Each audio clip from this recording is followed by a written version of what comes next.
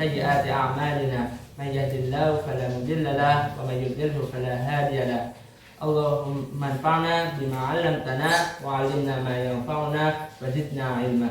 Amma ba'du. Hadirin salat subuh yang dirahmati oleh Allah Subhanahu wa taala. Dikisahkan dalam kitab Musyafaqatul Qulub dan Qissatul Anbiya bahwasanya pada suatu malam Nabi Muhammad SAW beserta dengan para sahabatnya sedang berkumpul. Kemudian para sahabat melihat Rasulullah tersenyum sendiri. Kemudian ada salah satu sahabat yang bertanya, "Wahai Rasulullah, kenapa engkau tersenyum sendiri?" Lalu Rasulullah pun menjawab, "Telah diperlihatkan kepadaku oleh Allah Subhanahu wa taala tentang hari kiamat, di mana semua manusia dikumpulkan di padang mahsyar. Lalu terdapat satu nabi yang memiliki pedang yang sangat hebat, namun beliau tidak memiliki pengikut satupun, dan beliau bernama Nabi Sam'un Al-Ghazi alaihissalam." Hadirin yang dirahmati oleh Allah, Nabi Sam'un Al-Ghazi itu berasal dari kaum Bani Israel, yang lebih tepatnya itu berasal dari negeri Gaza, Palestina. Nah, pada saat itu kaum Bani Israel banyak yang menyembah berhala, sehingga Nabi Sam'un ini diutus oleh Allah Subhanahu wa taala untuk menegakkan tauhid di negeri tersebut.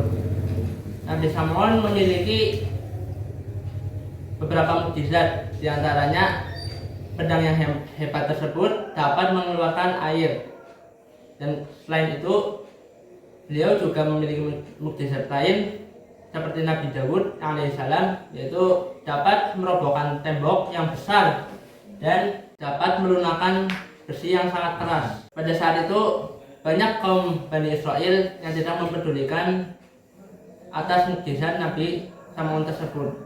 Bani Israel pada saat itu lebih mementingkan harta duniawi dibandingkan dengan kehebatan yang dimiliki oleh Nabi Sam'un. Namun beda halnya dengan raja dari Bani Israel. Beliau sangat takut kepada Nabi Sam'un hingga raja tersebut memerintahkan istri dari Nabi Sam'un untuk mencelakakan Nabi Sam'un. Kemudian Nabi Sam'un pun dapat ditangkap dan disiksa oleh raja dari Bani Israel tersebut. Hadirin yang dirahmati oleh Allah Subhanahu wa taala. Kemudian setelah Nabi Sam'un ini dicelakakan oleh raja dari Bani Israel, malaikat Jibril pun turun, dan kemudian malaikat Jibril pun bertanya, "Apa yang engkau inginkan wahai Nabiullah?" Kemudian Nabi Sam'un ini pun menjawab, "Mintakanlah ampun kepada Allah atas kesalahanku yang telah memberitahukan kepada istriku tentang kelemahanku, yang seharusnya tidak aku beritahukan kepada siapapun, dan kembalikanlah kekuatanku agar dapat merobohkan tiang yang sangat besar pada saat itu."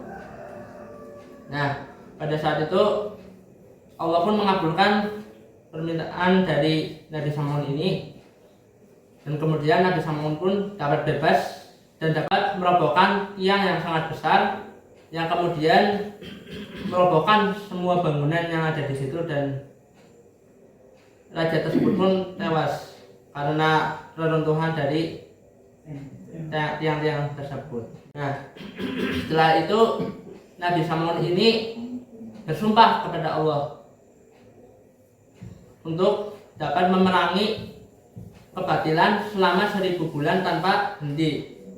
Nah, setelah mendengar cerita tersebut, para sahabat pun menangis dan bertanya kepada Rasulullah, "Ya Rasulullah, betapa besar sekali ganjaran pahala dari Nabi Sam'un ini ketika beliau dapat memerangi kebatilan selama 1000 bulan tanpa henti. Lalu bagaimanakah dengan kami yang tidak dapat beribadah selama 1000 bulan tanpa henti. Kemudian malaikat Jibril pun turun untuk membawa surah Al-Qadar.